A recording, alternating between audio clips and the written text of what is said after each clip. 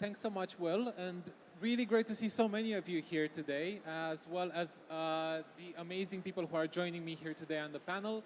My name is Chris. I work as a fund manager with the British Film Institute in the UK Global Screen Fund team, and I also was a game developer in the past, but the whole idea for this panel came together by looking at the current landscape of the games industry, trying to figure out, well, there's really not a lot of jobs, or at least it looks like there's not a lot of jobs out there to work making a game.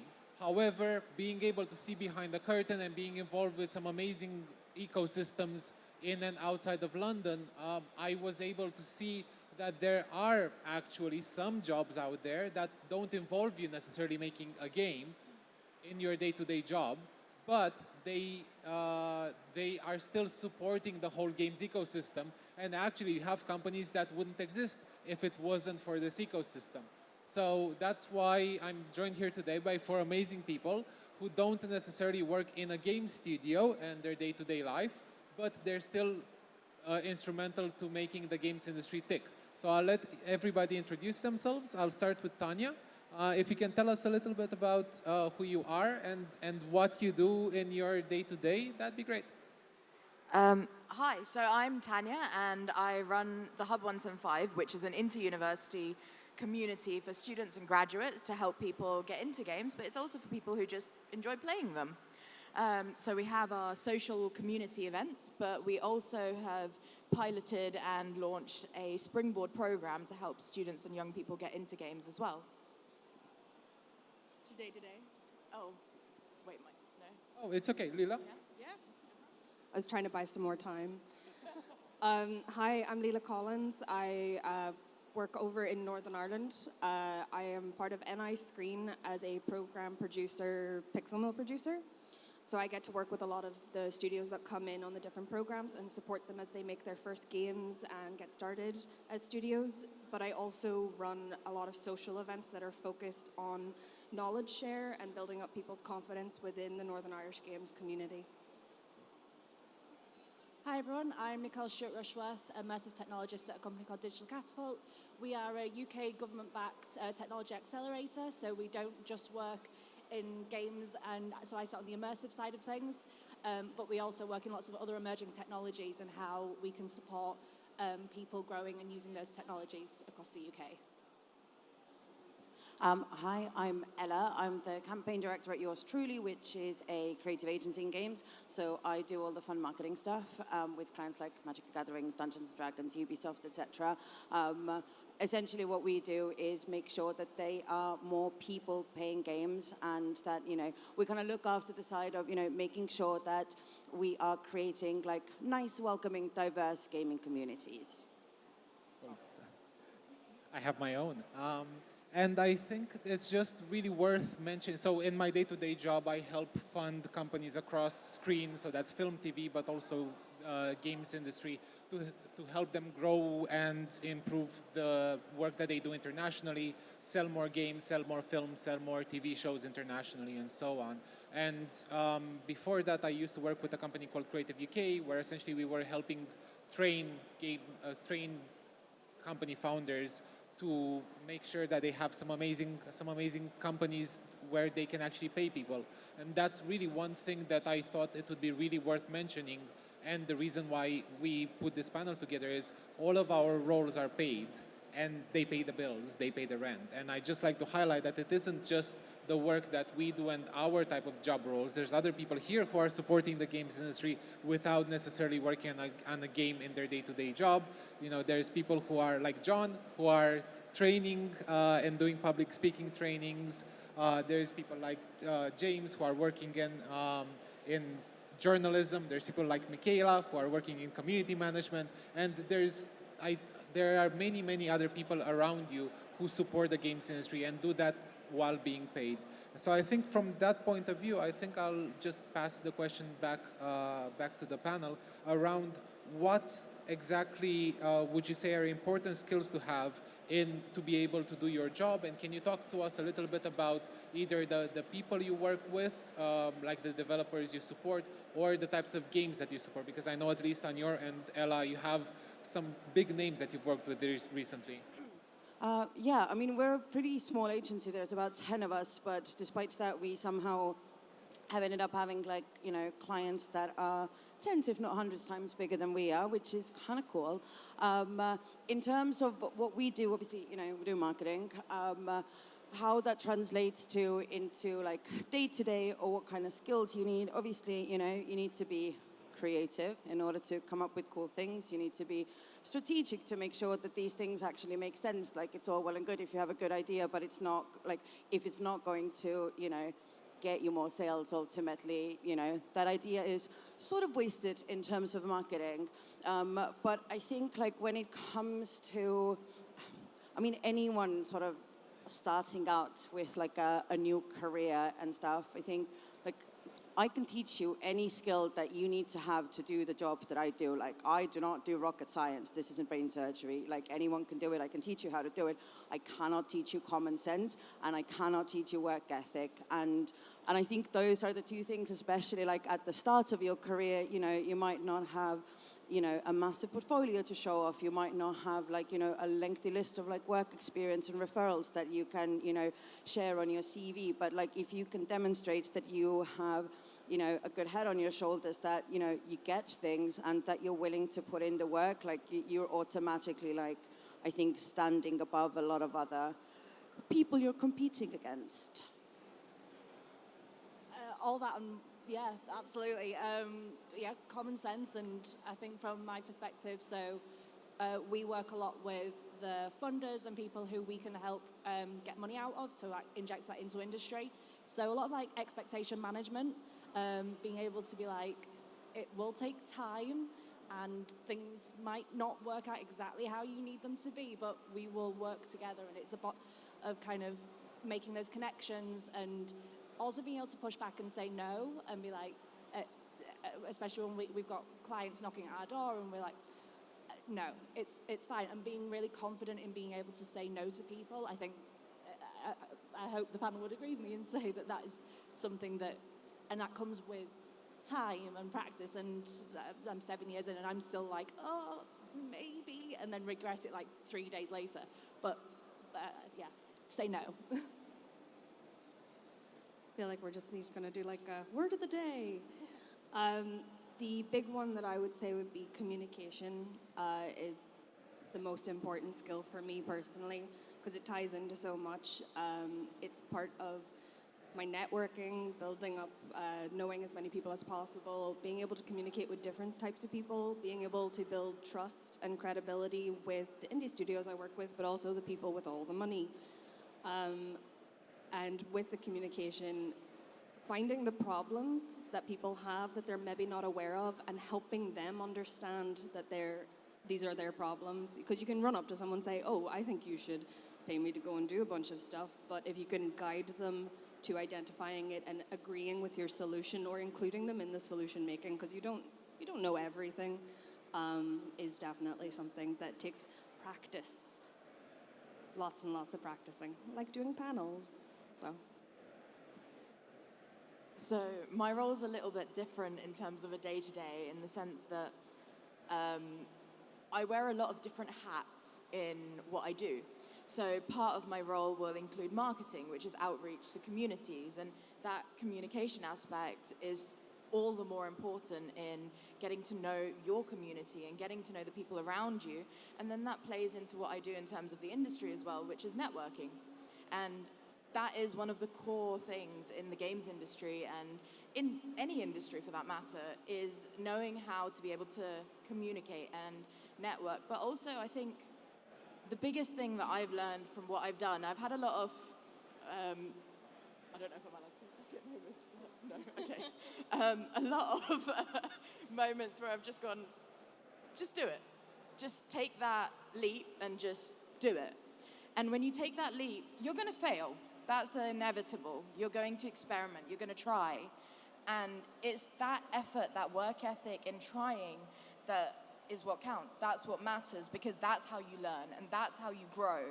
And I think that would be my biggest takeaway to anybody is try, because at least then you know and you can say, I did try that, I did do it, no matter what it is.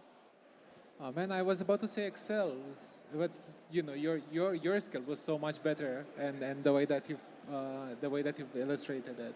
So my day-to-day involves a lot about reading applications, being able to understand what people mean and see opportunities, and that involves a lot of reading about the industry, knowing the direction in which it's going, as well as understanding some business fundamentals, finances, and things like that.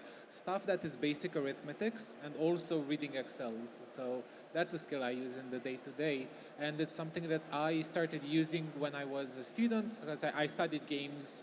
I ended up working as a games designer.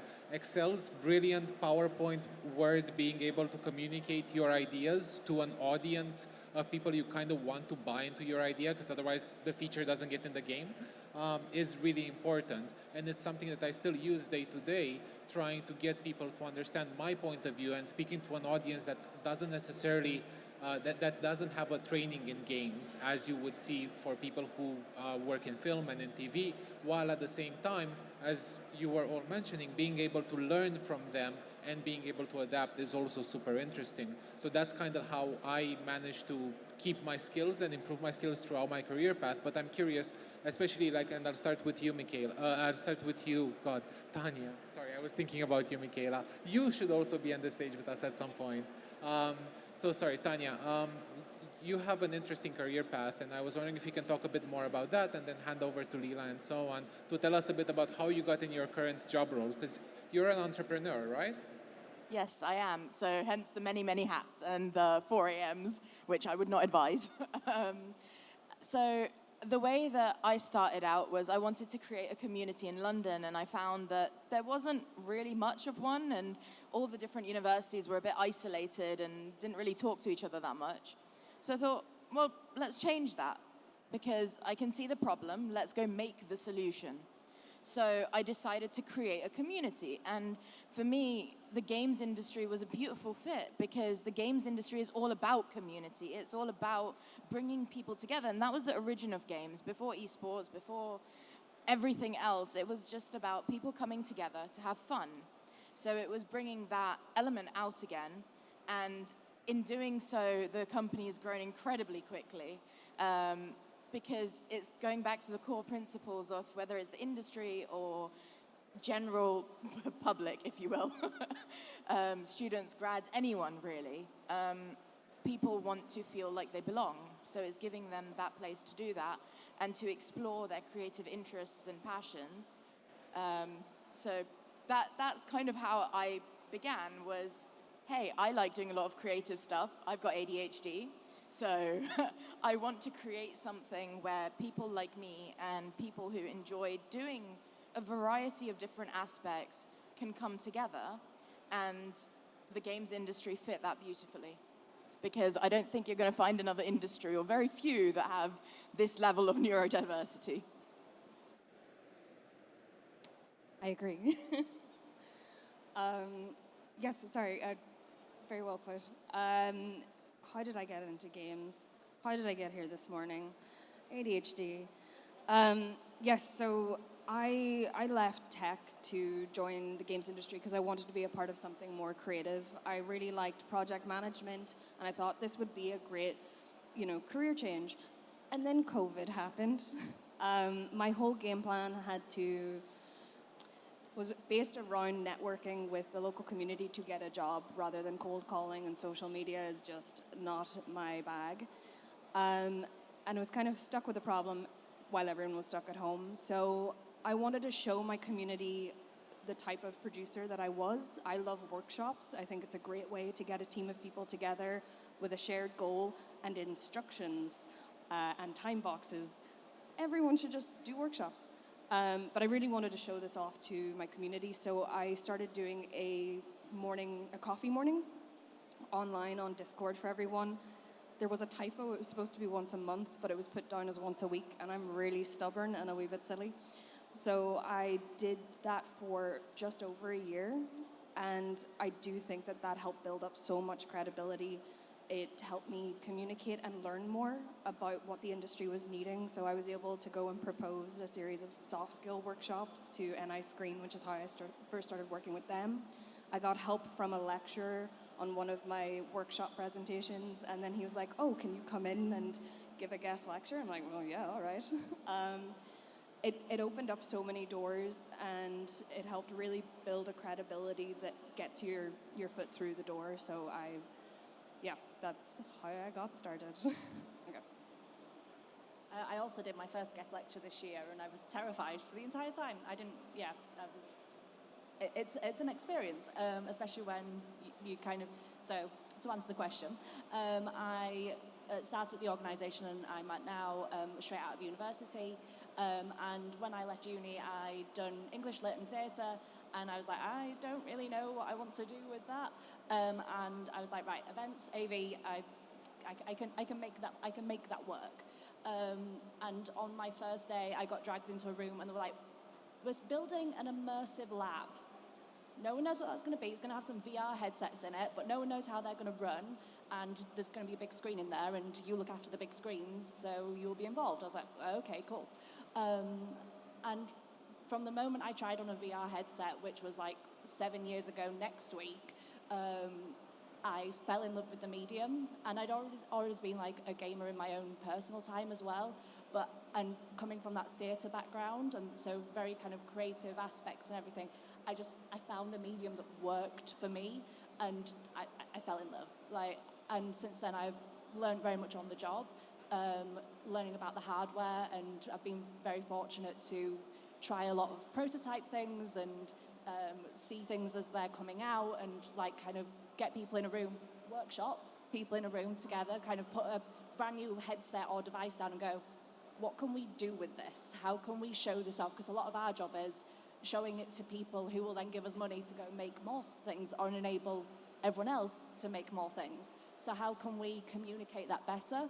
So that it's been really fortunate for myself that I've had a lot of opportunities for experimentation. And I think just coming out with that like slightly different mindset, like slightly different kind of creative, what's different? How can we push this more? I think has been one of the like key things for like unlocking my career over the last few years.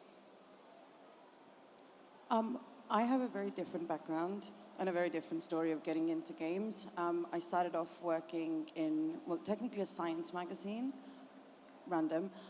Then I worked in fashion. I was fired. That was fun. I hated it, so I had to go to therapy. And then I ended up working in a nightclub. Did lots of stuff, like nightlife stuff. I was, designing posters, helping record labels, like that kind of stuff.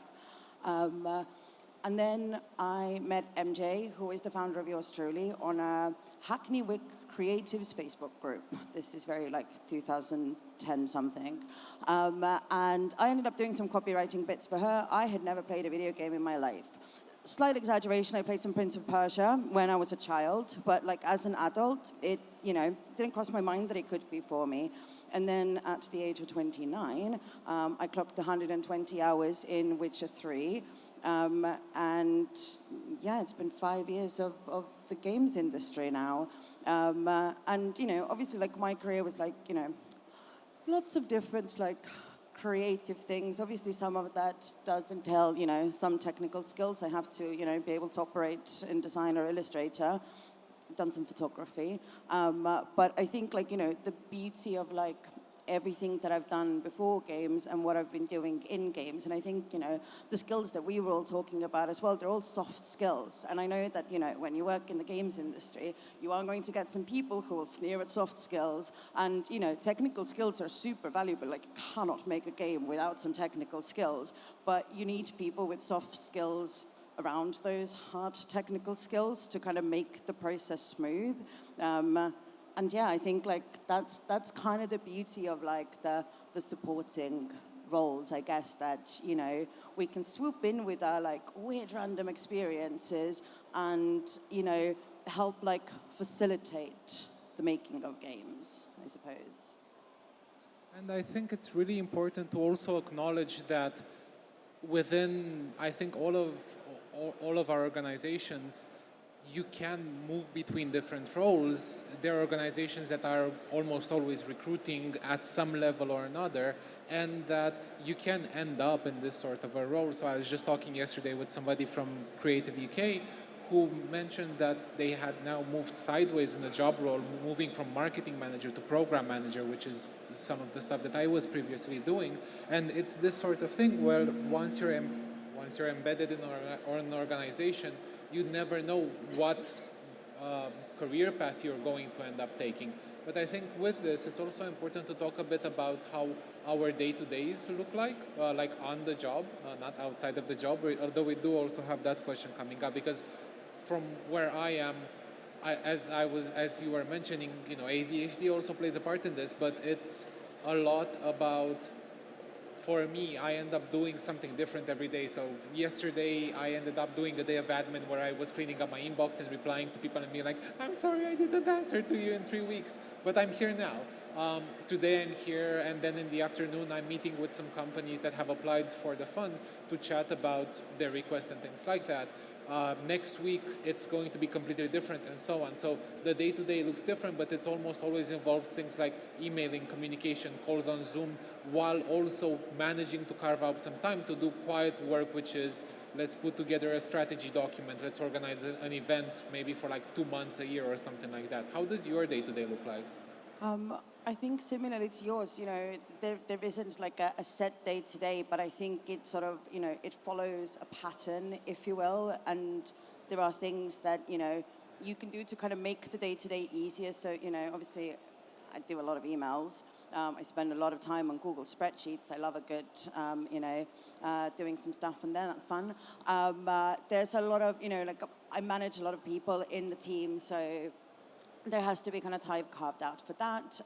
Obviously, I also need to do like actual client work and, produce campaigns, which can mean like super different things. Like sometimes it might be the case that, I'm like researching content creators and, finding TikTokers to make some videos. Other times I'm, creating creative briefs for them. Another time I'll be pulling together like assets for them to like use in their content. But, equally, sometimes we're doing an event, we're doing a video, maybe I'm at a recce, maybe I am like interviewing a director for a video, etc. So there are, like no day looks the same as another one, but emails, that's the one constant in my life. But I think project management, if there's one thing that I would recommend to anyone working in like anything to do with like communications, people management, that kind of stuff, or like, business management, etc., project management. My days might vary, but they start the same way. I sit down, I look at my emails, I tidy up my inbox, because if I have like 600 unread emails, I get really anxious and stressed out. So I clear that out, I do a to-do list, and then I kind of build my day around like whatever my priorities are. And, whether that's, I don't know, spending 3 hours on a Google spreadsheet, or whether that's going on a recce, like, once I've done the project management, like I know what I need to be prioritizing. Recce, so if you're doing like a video shoot or like an event or something, like you go for like a recce to like check the location, make sure that it meets your, whatever criteria you have to make it happen. Yeah, emails and meetings make up a huge amount of my time. But when I'm not answering emails and meeting with a lot of people, I then have meetings with creative people, and I get a lot of my job is people come to me with an idea and say, oh, I've had this idea to make, I don't know, an augmented reality game or experience. What do you think? What might that look like? How might I even start that process? And what I might do is I might sit down with them for an hour or two, and we'll just start kind of hashing it out. What is the process? What's it going to look like? Why are you using AR? I mean, because I'm talking about that AR, VR stuff. It's why are you using that tech? What about that technology makes it special? Why are you doing it in the medium that you are? So there's that kind of aspect. We also lots of hats. We run a virtual production studio, and so going to shoots there and like working with people who are bringing their content to our LED wall and making sure that that works and that looks cool. And if you're shooting like a promo for a game or something using like your game footage behind you, does that make sense?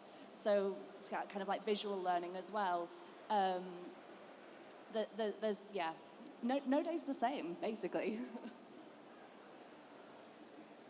I'm not going to bring up the emails and the meetings. I think with the kind of work that I do, I get a lot of freedom, which I'm very grateful for. So my focus has been more on progress rather than productivity. I don't believe that you can start working at 9 and finish at 6 and be like, oh, look at this mountain I got done consistently 5 days a week. Humans can't really function that way, and I definitely don't. So I focus on where my head is at. I have ADHD, which I think I already mentioned. I focus on where my head is at. If it's a day where I'm going to be social, I'm going to knock out every meeting I need to get done in that day. If it's just quietly just going to knock out all the emails, then that's good too. There are days where it is a struggle, and there's a bare minimum of, yes, this has been enough today. And then other times, I plan a conference in 3 days, like a madman. So it really does depend, but I try to focus on just chipping away at the mountain is what I say to everyone. You don't have to solve all your problems in a day, but you just need to keep tackling it. So yeah, that's my day-to-day. So my day-to-day, again, like I really wouldn't say any day is one and the same, but I think if I was looking at it from a big picture, it sort of follows a cycle almost. So it'll be something along the lines of I'll probably go to an industry event like this, or either way, I will have had an idea for something that I want to do. I want to do a workshop, or I think like I came to Chris about a few months ago, I want to run a program and I have an idea, let's do it. So I'll have an idea, and then I'll come to places like this and other events that are going on, and I'll network, I'll find the people that I need to be able to make it happen. And then it'll be a process of having a lot of meetings. But those meetings have a point. The point of having those meetings is to develop the business and to be able to connect with people and streamline processes and learn from them as well. So they play a very important role. It's there is quite the classic of, oh, I'm just in a meeting all day, but there is a point to them, and that is to essentially develop the business. So in doing so, you've got an idea. Now you've got to implement it. In implementing it, you then have to have those meetings with the right people to organize things, and then you enter a marketing cycle afterwards, which again includes outreach. So that's something that now I've put together a team, and all of us kind of do that together, and we reach out to other communities and within our own. So it kind of fluctuates as well. Like some days you're working like a mad person, and you're working till like 4 a.m., deving the website, doing the emails, doing the meetings, everything like all day. And then you kind of enter different cycles, and you can slow down a little bit, and you can take it's okay, I can have a me day today. And I think that's quite important, is figuring out how to make your brain work for you. So for me, I can't work a 9 to 5. I can't do it every single day methodically. Instead, when I feel like I can do a lot, then I knock away so much of that mountain, and then I know to let myself take a moment, take a breather, to reset, and then go again. So it's finding what works for you. And that's the day-to-day that happens to work for me. But that took a bit of practice to find. Cool. Thanks a lot for that. And now that everybody who wanted to go to the talk about where all of the jobs are has gone, we know that everybody here is actually interested in what we do in our day-to-day and the information that we have about our jobs. So I have some individual questions for you, and I think I'm going to start with Nicole. Can you tell us a bit more about the type of companies that you work that maybe are either games or games adjacent, that maybe have flown under the radar of the audience or would be interesting to Google and research, just because they might be companies that you could potentially end up working for if you want to work in the games industry, or if you have the skills to work in the games industry, even if the companies are a little bit adjacent to that. Yeah, sure. So, I mean, we've funded through Digital Catapult about 80 different kind of creative projects in the kind of XR space. And some of those you may have heard of, and most of those you probably haven't. And they're all fantastic and have all gone on to do amazing things.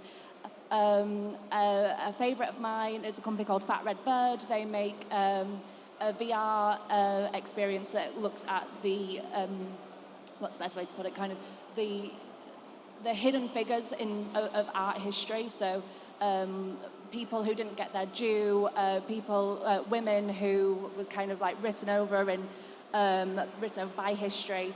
And they've got 2 episodes that are both for free on the Oculus, Meta App Lab, and I recommend. They're fantastic.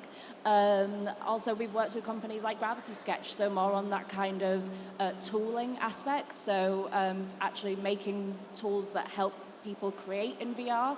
That again, if you've not kind of come across them, if you're into kind of the VR world, they're really, really cool, really like lovely group of people as well.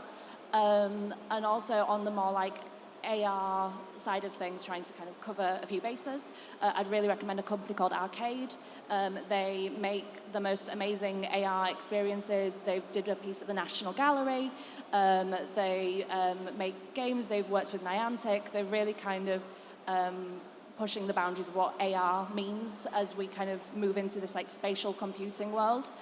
And just for another one, a company called Megaverse as well, because they make really like beautiful, they did a piece called GameChangers that streamed on Twitch, and it was like a live interactive performance that ran for 2 days throughout August, and it was like live mocap into Twitch. The audience could like play and interact with the characters in real time, and it like affects the narrative. And that all streamed from our studio, and that was a really, really cool project to kind of work with. But that's 4 of like 80 to 100 people that we've worked with, so I'd be here all day if I started listing them, but yeah. Yeah, no, definitely. And if you haven't already, please Google virtual production. It's a really cool thing that you can end up doing that's very games adjacent, and they're always looking for new people who have technical skills or support skills coming from games into virtual production. But if we can go to Tanya for a second. I know that you're currently running a game jam that's been ongoing for, what, 3 weeks now? Yes, we're on our we're halfway through our 4th week now. So why do you think that taking part in game jams, regardless of the skill that you have to actually make a game, is important to everybody who might be interested in the industry itself? I think it teaches you a lot about the process as a whole. And every step of it kind of breaks it down for you, what goes into it. You start to think about things in a more methodical but different manner, and still be able to apply your creativity to it. And I think it's also quite important in the other soft skills it teaches as well, in terms of teamwork, project management. I know that right now my teams are a little bit behind, so they've been told off for that, and they've been put on the production pipeline to get them back on track. But it does add that element of project management, the amount of skills that you learn, and it's also a great way to explore different things that you might actually enjoy doing, because it's your training ground, it's your experimentation, trial and error, because there's no stakes involved per se. This is a space that you get to just try things out. And in that, there's a massive learning process. And even then, while you learn, that's something that you can explore and grow in. And maybe it's something that actually you realize, I'd like to do something else. I'd like to become a producer, or I'd like to do something games adjacent, like I'd like to run a program. I'd like to, figure out where you want to go in your life, in the industry, wherever it is. Yeah, and I think you can't really underestimate the amount of people you're going to meet taking part in a game jam, not just the organizers and the people who are jamming together with you, which, by the way, if you're ever doing a game jam, talk to the other jammers. That's part of the purpose of a jam, not just heads down work on game. But also the speakers, because you have some really cool speakers that you've managed to involve in this, and they're all like industry connections that those people are, the jammers are going to make, right? Yeah, so our program is something that we ran a little bit differently in the sense that we had roughly a minimum 1 talk, sometimes we had 2 talks / workshops in a week.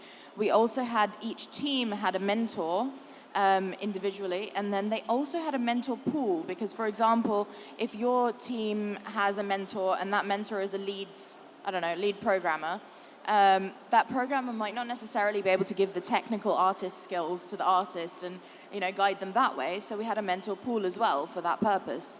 Now, it does mean actually the interesting thing that's happened from this game jam is that a lot of the teams have bonded to their mentors quite a lot, and the mentors I found, it's really cute. They're very protective of their teams. And I think that part of the aims for me from creating this was being able to give graduates and students that bridge into the industry, because again, it is something that they have that inbuilt network that they can walk into, they can learn from. These are people that they have to interact with.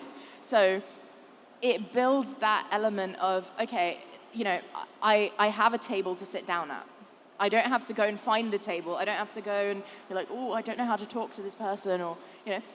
It builds their confidence in being able to speak to industry, because I think that's another important element that a lot of young people struggle with, is being able to confidently speak to CEOs or lead producers or anybody really at all in the industry. It's like, oh, they're professionals with jobs. I don't know if I can talk to them. But you can, and it's making that an environment where the approachability is inbuilt into it. So there's a guiding hand, which I play that in the sense of, okay, if you need to talk to this person, here's a good person to talk to about, you know, technical art, or here's a good person to talk to about X, Y, Z. And those people are ready to help because they have always, that's what they signed up for. And that applies massively to the team mentors, because all I asked for from them was 30 minutes a week as a meeting. Now, I will say that the experiment clearly went well, because they've ended up giving a lot more of their time. They've given up on about an hour a week, and then a lot of them kind of pay attention to the chats and respond quite often. And I think that that's been really nice to see, that they're invested in helping these young people grow. And that's where game jams and programs like that are important, because the industry is there and is willing to help. And it always has been. It's just about finding that meeting point to be able to be in the right environment to utilize that. Yeah, thank you. And speaking of local communities, Leela, you are really involved in creating, really, as well as helping nurture the local community in Northern Ireland. And I was wondering if you, and beyond, right? Because you are future class as well, and a number of, like, you're involved with Limit Break. And I was wondering if you could tell us a bit more about how you've approached this community building, and how maybe for somebody who hasn't yet been to any meetup, any that isn't really active in Discord or whatever, how can community initiatives and initiatives that help people grow in the industry, how can that help, as well as how can somebody who's new to them approach taking part in anything? That's a really good question. I wish I had like the magic answer that would help you get over all your fear and rock up to the meetups, engage with everyone, have the audacity. It's really scary at first. I will say that for the morning coffee event that I did, I had the idea that I wanted to do something to showcase my talents. So I reached out to the person who was running the online community for Northern Ireland, and I said, hey, I would like to do this thing. So happy to have someone offer to do something. So I got started. I didn't actually say the coffee morning I did was a workshop. So in the morning, everyone would come along and anonymously post on a mural board questions, topics that they would like to discuss that day, and then everyone voted on the agenda, and each topic had a 7-minute timer, and then at the end of each discussion, we would all vote together if we wanted to continue talking or move on to the next. It was a really easy format to just wake up and do on Thursday mornings with everybody, and it really helped me practice leading meetings and communicating to all the faces in the crowd. Still get a little bit nervous, but less so at the moment. And yeah, it's finding that person and offering to help them. Like, networking is not about finding people who can just help you. It's about building relationships and learning from each other and supporting each other. So it was actually, I think, Adventure X last year. I got chatting to the guy who was organizing it, and I was like, oh, I'd love to do something like that. And he's just like, why don't you? So that kind of got some gears turning, and by going to more events, I ended up talking to the wonderful people at Barclays, and I was like, oh, I was thinking about doing an event, and this is really cool. And they said, yeah, we'll give you money if you want to do this. So I thought, okay, well, here's a little bit of money. I can run like a small thing for my local community. That'll be great. And then I got talking to SavePoint Industry Gathering, which is an organization for bringing together underrepresented people in games to have a safe space at these big industry events. And they were like, oh yeah, we can hook you up with some money as well. And then I talked to Anissa, who started Limit Break, which is a mentorship program for underrepresented people in games to find mentors who understand their lived experience. And I said, hey, I would like to help out. So I've been with them nearly 2 years, and I said, oh, I'm going to do this event. And they're like, guess what? We have a bit of money. We can help you out. So it very quickly went from, I'm going to do this small little get-together to I put together an unconference, which the format is very similar to the Lean Coffees that I ran. All of this is open source, so if anyone wants to run these themselves, I'm happy to share all the links. The unconference is everyone who attends gets the chance to have a go public speaking, ask a question, run a round table, and then vote on the day. So we ran it in June, just past. We had 28 sessions. It ranged from how do I get started in games to 4 times getting angry made a difference. And then this is my understanding of the queer representation in Fear and Hunger 2, and Gamer Girl 2000, A History of Neopets. So it was a really big range of talks, and incredibly rewarding. I feel like I've gone off on a tangent now. This is all good, and I think, as you were saying, and as Tanya was saying, it's really important to just remember that we've all been there at some point. Like, genuinely, my first EGX, I think was in 2011, and I spent 4 hours queuing to play the Fable Kinect game. I'm pretty sure that nobody here actually remembers what that was like, but yeah, it was a thing. And now I'm here, and I'm here with some amazing people who I was able to contact and invite, and thank you so much for helping us do this. And speaking of interacting with young people or with people at the beginning of their career, Ella, I was wondering if you could tell us a bit more about the work that yours truly does with people who are at the beginning of their career journey, to help them kind of like understand more about what you do, about PR and comms, and to get a job, because you've had some really interesting jobs come up over the past, I think, 6 to 9 months, right? Yeah, we've been on a, well, I wouldn't call it a hiring spree. Like, we tried to do things like slowly and, not grow unsustainably. We have hired for a total of 3 junior positions. And we hired 2 interns last year at a London living wage, who, after their 6-month contract came to an end, were promoted to full-time staff members.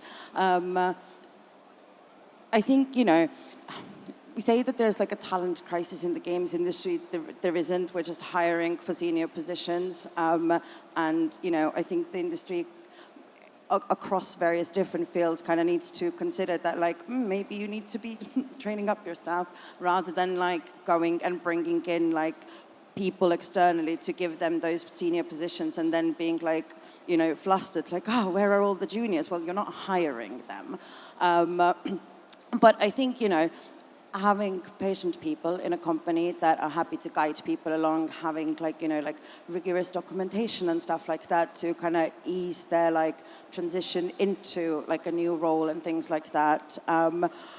Other than that, obviously we do talks. MJ, the founder, and I, we both sort of mentor people. You talked about like networking and stuff. I think that's something that I like fully agree that like networking shouldn't be this like I come to you because I want something from you. Like it should be about building relationships. But I will say that like if I got like a message on LinkedIn or Twitter or whatever, and it's someone like 10 years my junior asking me for advice, like you have no idea how flattered I would be.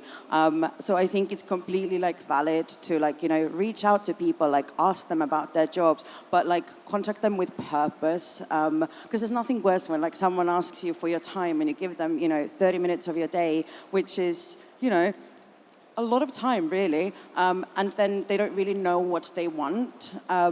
So, do approach people and ask them for advice and pointers and stuff, but just, know what it is that you're, like, after a bit. No, thanks a lot for that, and I think we are running out of time. We can't do questions on stage, but I think if anybody wants to come talk to us, we can spend 5-10 minutes off stage. But just before we wrap up, I just wanted to highlight a few of the other roles that are supporting the industry without necessarily working on games. And by the way, with all of these roles, we can still work on games outside of our main jobs. Like, as opposed to working in the actual development industry, we don't have pesky IP clauses in our contracts that say you shall never open Unity without giving us whatever it is that you're working on. We can still do that, which is really fun. But there's many other roles out there, such as game scouts, teachers, lecturers, researchers, people who write policy, like all of the stuff that you've read about loot boxes and that's been regulated, for example, that was written by somebody who is supporting the games industry without necessarily working on a game as they were doing that. There are people who work in events, who work in training, who help people get jobs and everything else. So there's, as well as what? Comms, marketing, community management, funding. There's people who here from Barclays, for example, who help support the games industry by funding events like GameChangers, for example, like your own conference and so on. So there's a wide range of roles you can do without physically working, without actually spending time developing a game as your day job and still get paid and still be a part of this amazing industry. So yeah, thank you all for your time today. Thank you for listening to us. And I'll hand over back to Will.